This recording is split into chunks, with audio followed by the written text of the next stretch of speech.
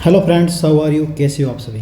देखिए, अभी रीट के एग्ज़ाम के सिर्फ 5 से 6 दिन बचे हैं। इन 5 से 6 दिन में हमें क्या क्या करना चाहिए, हम उनके बारे में एक तो डायरेक्ट बात कर लेता हूँ। हम इसमें वीडियो में क्या बात करेंगे, देखिए, एक तो पूरा रीट का जो सिलेबस है उस पर कौन से इंपॉर्टेंट पॉइंट है जहाँ पे हमें काम करना चाहिए, तो उस पर हम बात कर लेंगे। जिनके पास हिंदी है, इंग्लिश है, उसके बारे में, और उसके बाद में लेवल 2 का जो एसएसटी का पार्ट है उसके बारे में हम बात कर लेंगे। और थोड़ा मनोविज्ञान के बारे में बताऊंगा कि कैसे क्वेश्चंस को आप अटैम्प्ट करके हाईएस्ट की तरफ बढ़ सकते हैं। आपके जितने भी मार्क्स आ रहे हैं उनमें जो कमियां उनको दूर करके आप कैसे आगे बढ़ सकते हैं। चलो तो बात शुरू करते हैं अपने सिलेबस से, ठीक है। पहली बात तो यही है कि हमारे जो इस एग्ज़ाम के अंदर क्या है कि जो 5वां ऑप्शन है, उस 5वें ऑप्शन के साथ में जो भी बच्चे उसको खाली छोड़ के आते हैं तो उसके साथ में नेगेटिव मार्किंग जुड़ी हुई है।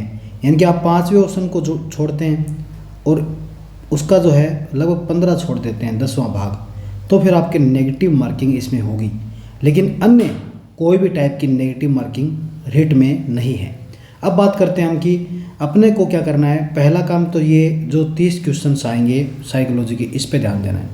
दूसरा काम हमारा होगा जो लैंग्वेज का है, उसके बाद में वही 2 लैंग्वेज है, ठीक है। इसके बाद में हम बात करेंगे अपने सब्जेक्ट की। तो आपको क्या करना है, जो रिजर्व में हैं उनको 82 नंबर, और जो जनरल कैटेगरी में हैं, अनरिजर्व्ड है, उनको 90 नंबर इसमें लेके आने हैं। अब हम बात करते हैं कि कैसे इसमें अच्छे से स्कोर किया जाए। देखिए, पहला काम करते हैं हम साइकोलॉजी पे।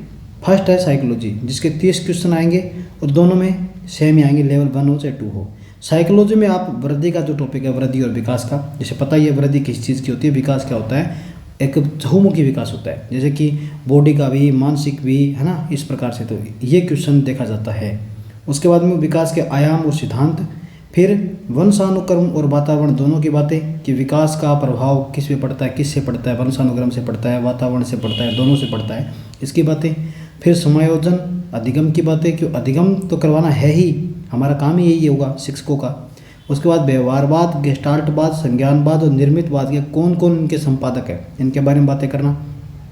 फिर निर्मितवाद, आनुभविक अधिगम, संकल्पना मानचित्रण, अन्वेषण, समस्या समाधान, इनके बारे में थोड़ा थोड़ा जानना है कि किसने क्या दिया है, ऐसे क्वेश्चन आएंगे।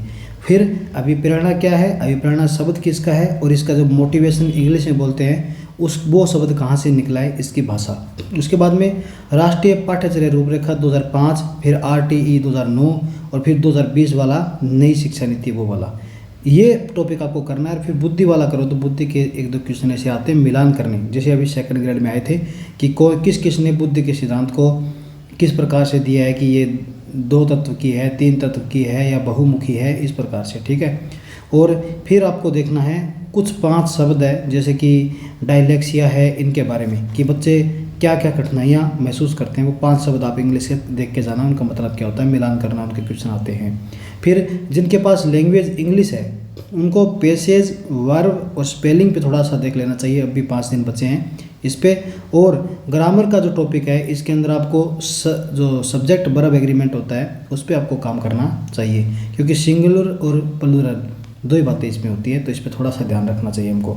हिंदी में बहुवचनों पे, मुहावरे लोकोक्तियों पे, युग्म शब्दों पे, रचना रचयिता पे और वाक्य शुद्धि पे, इस पे ध्यान देना।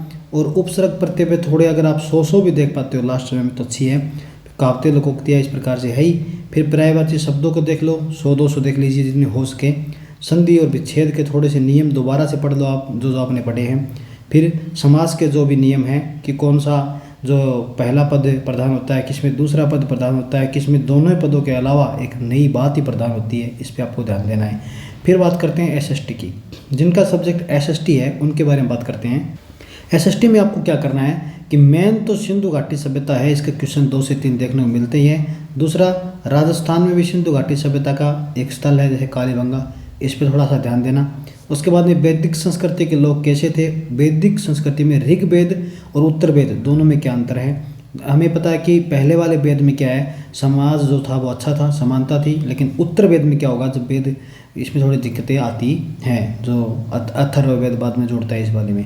फिर जैन बौद्ध को आपको देखना है, इनका जन्म कहाँ पे हुआ है, इनके सिद्धांत क्या क्या है। अनेकांतवाद जैसे कि जैन धर्म का सिद्धांत है, स्यादवाद जैन धर्म का सिद्धांत है, इन पे आपको काम करना है। प्रतीत्य समुद्पाद बौद्ध धर्म का सिद्धांत है।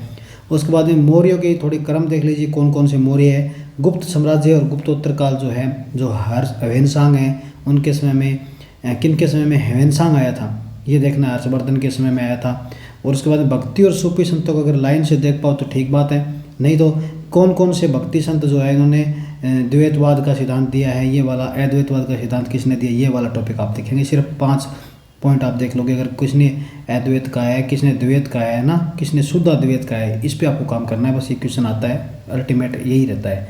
फिर मुगल साम्राज्य में आप देखोगे तो जैसे राव जेत सिंह वाला मुद्दा है, जो मालदेव बाद में आते हैं, वो मालदेव के साथ में जो शेरशाह सूरी का अटैक होता है यहाँ पे वो, और उसके बाद में आपको महाराणा प्रताप के साथ में कौन कौन से जमा भट्टो नाम से यहाँ पे समझौता करने आते हैं, जमा भट्टो। ये देखना आपको, मान सिंह है, जगदेव है या कौन है, या बताओगे मेरे को, इस ट्रिक को बताओगे कि क्या है। ट्रिक में टोडरमल भी है ना, मान सिंह भी, आप बताओ मेरे को लाइन से कौन से हैं। फिर मुगल प्रशासन में क्या है, उनकी अर्थव्यवस्था से कैसी थी, उनके प्रशासनिक अधिकारियों के नाम क्या होते थे, उनके यहाँ पे सूबा होता था क्या, ये वाली बातें हैं। फिर 1857 का विद्रोह देखें तो विद्रोह के अंदर कब शुरुआत हुई, इसकी तारीख का रट्टा मारना, दूसरा कहाँ कहाँ किसने विद्रोह को दबाया है, ये वाला क्वेश्चन। फिर भारतीय अर्थव्यवस्था ब्रिटिश प्रभाव तो नुकसानदायक ही होगा, क्या क्या चीज़ें घाटे में आई, बस घाटे वाली बात होगी, आपको ऑप्शन में चयन कर लेना है। पुनर्जागरण और सामाजिक सुधार की बात करें तो कौन कौन से संस्था संगठन जो है सामाजिक सुधार के लिए बन रहे थे, उनके संस्थापक कौन है और कहाँ बन रही है, ये इंपॉर्टेंट है। उसके बाद में भारतीय राष्ट्रीय आंदोलन की बात करें तो गांधी जी के जैसे केक होता है, चंपारण, अहमदाबाद और खेड़ा, CAK, ये गांधी जी ने यहाँ पे आके पहली बार में जो आंदोलन किए थे वो वाले हैं। फिर असहयोग है, सविनय है, भारत छोड़ो आंदोलन है, ये वाला आपको देखना है। फिर संविधान की बात करें तो आपको उद्देशिका का तो एक एक वर्ड याद होना चाहिए लाइन से। उसके बाद मूल अधिकार और मूल कर्तव्यों के बारे में देखना है, किसके अनुशंसा से जोड़े गए थे, कौन से देश से लिए गए थे। क्या हमारा कर्तव्य नहीं बनता कि रूस हमारा देश है, उससे भी कुछ ले लें, ये वाला इसका है।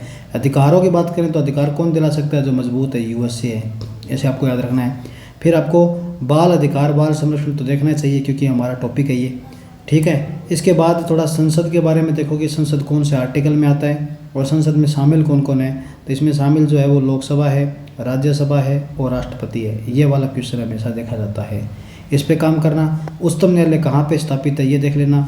और पंचायती राज अपने यहाँ पे कब शुरू हुआ था, ये देखना है। फिर पृथ्वी के बारे में थोड़ा, अक्षांशों के बारे में आप देखोगे कि अक्षांश जो होते हैं वो आड़ी रेखाएं होती हैं और ये लंबत होती है, देशांतर होते हैं, इसके बारे में देखना। पृथ्वी गतियाँ कैसे गति करती है, ऐसे गति करती है पश्चिम से पूर्व की ओर।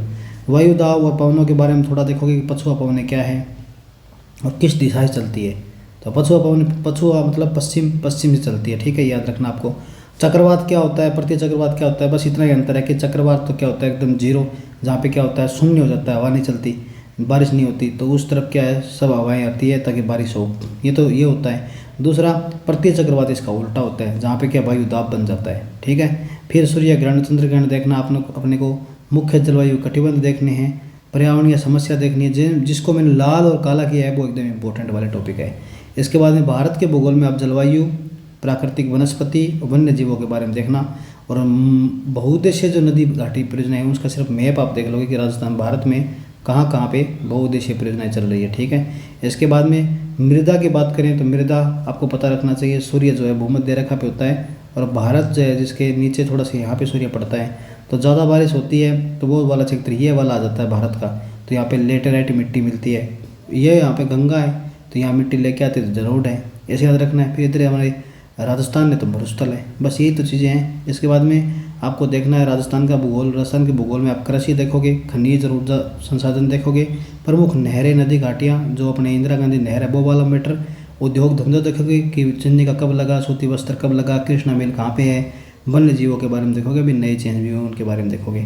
प्राचीन सभ्यताओं के बारे में देखोगे जिसमें कालीबंगा, आहड़, बेराट और गणेश्वर है, ये वाली क्या है इंपॉर्टेंट है। इसके बाद हम बात करें कि प्रजामंडल के बारे में देखो किस किस ने स्थापना की है, ये टॉपिक बहुत इतना, स्थापना किस किस ने की और कब हुई, बस तारीख आप याद रख लीजिए, जिन्होंने पढ़ा वो रिवीजन कर लीजिए। फिर किसान आंदोलन का आपको थोड़ा सा अच्छे से देखना है क्योंकि ये आधुनिक राजस्थान का पार्ट है, एकीकरण को अच्छे से देखना है, तारीखें ज़्यादा याद रखनी है अपने को, ठीक है। फिर हम देखेंगे प्रमुख व्यक्तित्व में, तो व्यक्तित्व में वो व्यक्तित्व देखे जिनका अभी जो दिवस बना है, उनकी जयंती अभी आई है लेटेस्ट में, तो उनके बारे में थोड़ा देख लीजिए। फिर दुर्गों के बारे में, मेले और लोक कलाओं के बारे में, लोक देवता, लोक संतों के बारे में, हस्तकलाओं के बारे में, कौन से में जीआई टैग मिला है वो बारे में, और भाषा साहित्य पर आप ज़्यादा ध्यान दोगे, ये वाला टॉपिक ज़्यादा रखोगे। बैंकिंग में आप रिजर्व बैंक पे ज़्यादा ध्यान दीजिए। सहकारिता का सिर्फ आप आर्टिकल याद रखिए, कब बना था ये याद रखिए, कौन सा अपने कॉन्स्टिट्यूशन अमेंडमेंट था, 97वां था, 98वां था, इस पे काम कीजिए। कब आया, 2011 में आया, 12 में आया, 13 में आया, ये आप बताइए। फिर आपको तैयारी के यही सुझाव है कि मैंने सिलेबस बताया, आप सिलेबस पे ध्यान दीजिए, थोड़ा सा दोबारा से दीजिए, कौन सा टॉपिक आपका रह गया वहाँ पे काम कीजिए। फिर नियमित अभ्यास भी कीजिए, 5-10 क्वेश्चन डेली करने लग जाइए, ज़्यादा नहीं, मॉक टेस्ट अभी मत दीजिए, चाहिए लास्ट में है। राजस्थान जीके पर थोड़ा ज़्यादा ध्यान दीजिए, और फिजिकल फिटनेस यानी योग कीजिए ताकि आपका अच्छे से पेपर जाए। इसके बाद हम बात करते हैं थोड़ा सा कि पेपर के अंदर आपको मार्क्स को गेन करना है तो कैसे करेंगे। देखिए, जैसे कि नाम है समावेशी, अगर कोई ऑप्शन में ये नाम आए ना समावेशी, तो ज़्यादातर देखा जाता है ये उत्तर होता ही है। उसके बाद में बात करें बाल केंद्रित, जो चीज़ें हम कर रहे हैं, हम टीचर बनने जा रहे हैं तो बच्चों के लिए बनने जा रहे हैं, जो भी चीज़ें होंगी बच्चों के लिए होगी, न कि पाठ्यक्रम के लिए बच्चे नहीं हैं, बच्चों के लिए पाठ्यक्रम है, इसलिए बाल केंद्रित चीज़ें ही होनी चाहिए। अच्छी अच्छी बातें जो दी हुई हो वो बच्चों के लिए, कि बच्चों का विकास होगा, अच्छा विकास होगा, इस पे ध्यान दीजिए। रटने की जो बातें आती है वहाँ पे हमें गलत करना चाहिए, हमें समझने की बातों पे ध्यान देना होता है, समझ कर जीवन में वो बच्चे जो है उपयोग कर सके कोई चीज़ को, उनको वैसे सिखाना है, तो ये वाले ज़्यादा ऑप्शन ठीक होते हैं, भी समझ कर चीज़ें आगे बढ़ेंगे। नारी के कल्याण की बात हो, शांति शिक्षा की बात हो, तो ये वाले मुद्दे ठीक होते हैं। इस प्रकार आप नंबर को गेन भी कर सकते हैं। मैंने पूरे सिलेबस की बात की, और सिलेबस को अगर आप ध्यान से कर लेते हैं और थोड़े थोड़े जो इंपॉर्टेंट टॉपिक है उन पर काम कर लेते हैं, तो आपका पेपर में 90 नंबर से ऊपर निश्चित रूप से आ ही जाएगा, और आप मेंस की तैयारी के लिए आगे बढ़ेंगे। ठीक है, ओके, थैंक यू, जय हिंद, जय भारत।